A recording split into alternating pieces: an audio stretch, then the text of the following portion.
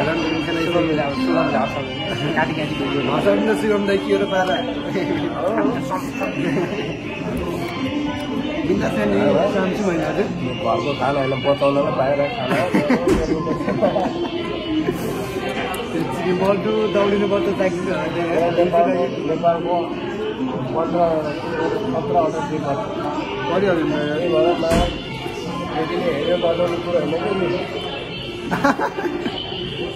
आयो हजुर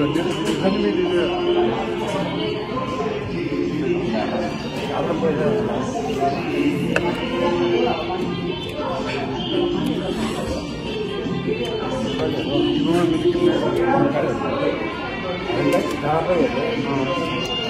हामी इन्डियन हुन्छ त्यसले गाउँको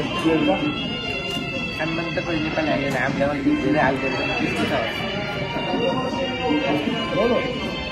हाम्रो रेस्टुरेन्टमा इन्डियाले केरला आयो भने दिन्छन् लिमिट हो लिमिट हुन्छ उतै भएर यहाँ 6 जना खाना पुण्यमा खाइन्छ म चाहिँ होइन मैले चाहिँ क्याफेटेरियामा गरिदिएको होइन कुन नाम गर्नु क्याफेटेरियामा फुड बास्केट पछाडि गरेको क्याफेटेरिया कस्तो हुन्छ सब खाना मिल्ने हुन्छ होइन बङ्गालीहरू खाइदिनु कि होइन 4-5 हामीलाई चाहिँ एकचोटि माग्न लाज लागिरहेको छ होइन उनीहरू चाहिँ 4-5 भात ले भन्ने कि मतलब नै हुनुहुन्थेन सेट अन्नाले पनि खाना सेट होइन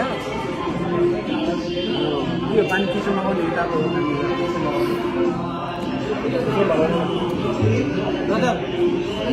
दाइ हो पानी ल्याइदिउँ न पानी चिसो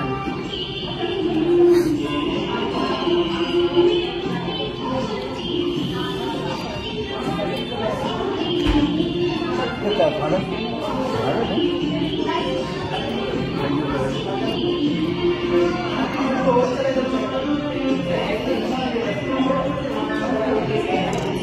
सुगम जस्तो मान्छे चाहिँ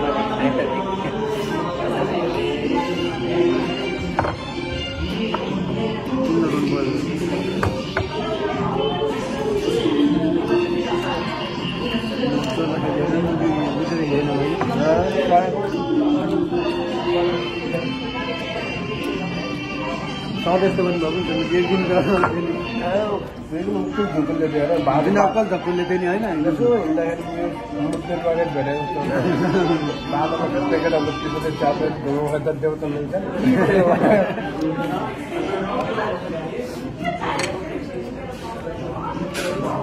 आज कस्तो टाइमिङ मिलेको है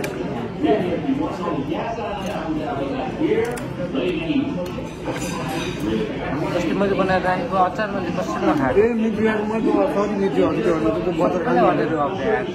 जबुल पनि बिर्सेछ त आलु चाहिँ त्यो आलु चाहिँ अलि छिटो बिग्रिन्छ नि त टाइम मिलेको आलु त बनाइहाल्छ त्यो त बोइल गरेर चाहिँ बाहिर राखेको थिएँ लास्टमा बनाएको थिएँ अनि सबले खाऊ हालेर बनाएको कसरी एउटा पनि टर्न नगरेको बिर्सेछ तिमीले हालेको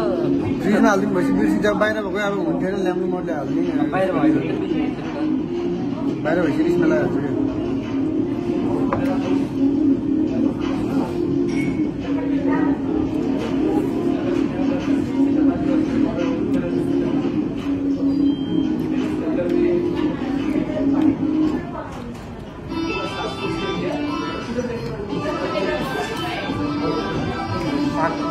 साग खाने भनेको नि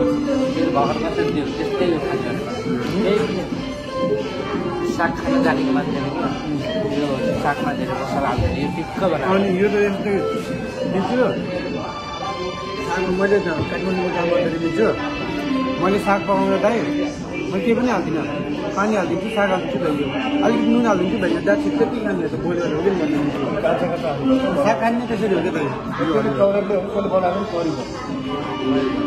त्यो भाउमा लास्टबाट आएको हुन्छ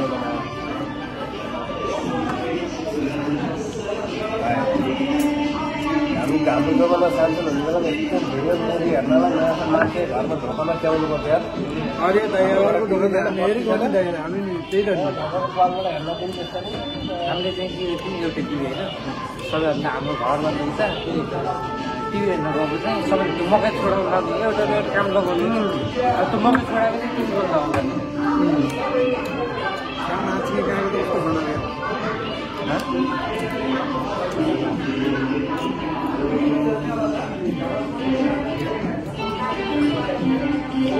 सकिँदैन अहिले त नयाँ कमै छैन भाइ मैले पहिला हामी अरूको मुजी घरमा गएर मुझ्छु हेर्दाखेरि नाच्ने अब गाउँघरमा त्यही मुजी नानी दमाई मुजी बाङ्गो सबै गाँडो मुजी लगाउन बस्ने त मुजी हुन हुन्न हेर्नु हुन्न मुजी भित्र बस्नु उता म बाबा पनि अनि बाबाले टिभी ल्याउनु भएको कति वर्ष हुन्छ नि त छोराछोरीले हेर्न मन लाग्यो भनेर होइन ल्याउनु भयो टिभी जानु छोड्यौँ हाम्रो हुन्छ अन्त सबैजना म चाहिँ सबैजनाले स्वागत गर्छु सब मिलेर हेर्छ सुनिको एउटा डिभिडी थियो उहाँले सबैजना आउँछ क्या विभिन्न जति मस्तै फिल्म हेर्नु घरमा बसेर सुन्दै हुन्छ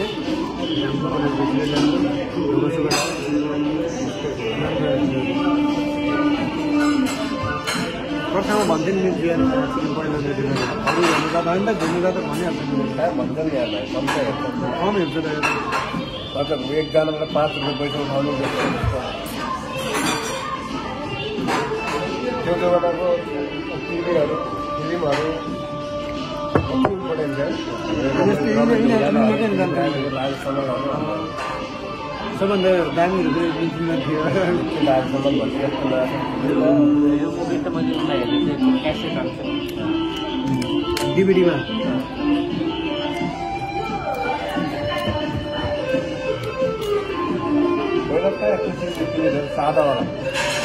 सादा टिभी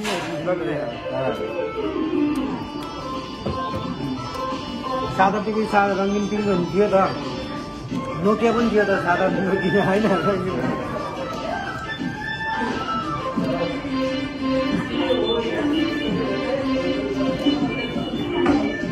अहिले त्यही मान्छे मैले आइफोन चलाउनु भएर भिडियो पनि भइरहेको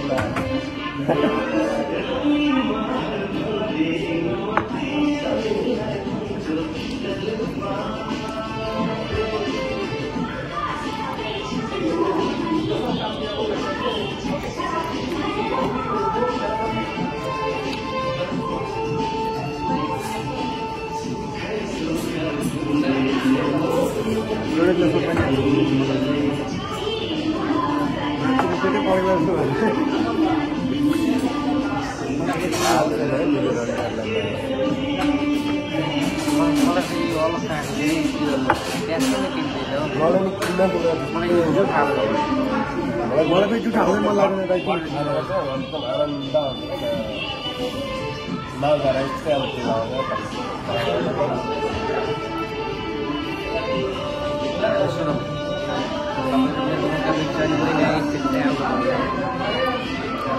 म चाहिँ खुट्टाहरू मलाई सम्झिनु छुट्टी भयो भने पनि आउँछु नि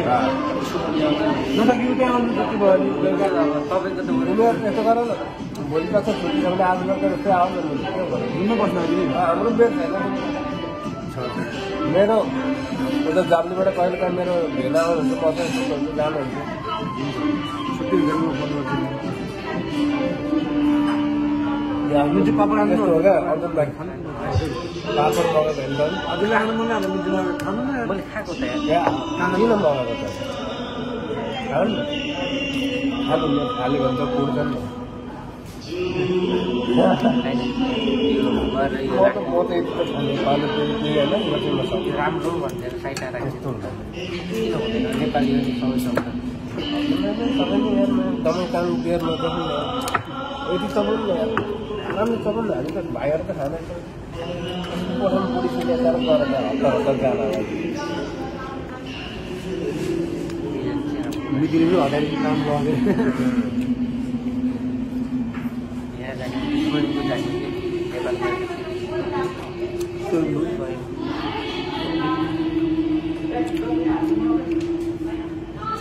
नेपालमा पनि रुचि होइन घरमा पनि धाइयो दाइहरू साइकल कहिले गेमा धाइयो नि दाइहरू अनि त्यसपछि धेरै वर्षपछि मैले होइन बोइला र बुहारीले लिएको थिएँ हेर्नलाई कुन दिन चल्दै थिएछ यो सारङ्गी हो कि के हो गयो लिएर बुढीलाई बाइकमा फिल्म हेरेर लिएर गएको मलाई वर्षको टाइम खै कुन टाइम मम्मीले फिल्म दिनुभएको थियो पैसा दिनुभएको थियो हेरेर जाऊ खै तिमीले हेर्नु पर्छ भनेर कि राम्रो छ भनेर सुटले पैसा दिँदै घरलाई बुढीले हेरेर गएको मुजी बच्ची बुहारी रुइदिहाल्नु मुजी फिल्म हेरेर गएर आँसु पुछेन बुढीले बिल्ला हालेर दुईजना मुजीको साइड बसेर म झार्नु गएको थिएँ सुट दिउमा गएर फिल्म हेरेर दुईजना फिल्म हेरेर रुइदिरहेको धेरै समयपछि बल्ल फिल्म हेर्नु हलमा जानु म त गर्छु म भनेको जस्तो गाउँबाट बाहिरै नदेखि मान्छे बोटल गर्छु बोटल गए पनि दुईचोटि गर्छु अहिले पनि जाने आउने मात्र भएको भित्र अन्डा पार्नुहुन्छ र मिल्छु हजुरले स्कुल पढ्दै गएको कुरा अब यस्तो हुन्छ मलाई के भन्थ्यो भने म 9, 10 मा हुँदा मलाई यो त नड्युटी भन्थ्यो कि म कोठामा त्यही भन्छ म 9, 10 मा किन भनेदेखि म त्यति बेला म भोलिसम्म नपरेको त्यही बेलामा लम्बै रुममा ल्याएर सोकेको घरमा ल्याएर होइन अनि स्कुलमा पुरै हल्ला भएपछि अनि फेरि अब मलाई अब पढाइमा अलिकति डाउन भयो नि त फेरि होइन म सेकेन्ड थिएँ नि त त्यति बेला फर्स्ट अब कम्पिटिसन भइरहेछ त्यहाँबाट सरहरूले धेरै टचर दिनु तिमीहरू अलिकति लाग्नु हुँदैन रहेछ मैले पनि त्यसलाई भने ल बस्दै सकेर म भेट्छु मलाई 4 वर्ष चाहिँ डिस्टर्ब नगर है भनेर बाहिरै ननिस्क्यो नि त म 2 वर्ष आफ्नो मुख त आफ्नै घरमा छ उनीहरूलाई धेरै म पनि दिदी मान्छे भाइ दिदीदेखि लिएर डाक्टरदेखि लिएर म सुत्रेकै मैले अहिले मेरो गर्लफ्रेन्ड हो सुधारेको छन चाहिँ नेपालमै छ होइन साथी गर्ने होला नि त अब नेपाल झर्नु चाहिँ त्यो त ल्याम्नु पनि हालिदिइहाल्नु यस्तो इन्तजार त गरिहाल्नु इन्तजार गर्नु चिल्ले उस टिप्छ नि कुखुराको तल्ला टिप्छ नि त्यसरी टिपिहाल्नु तपाईँले होइन त्यसले झ्याउँछ अरू टाइममा खान्छ राख्नु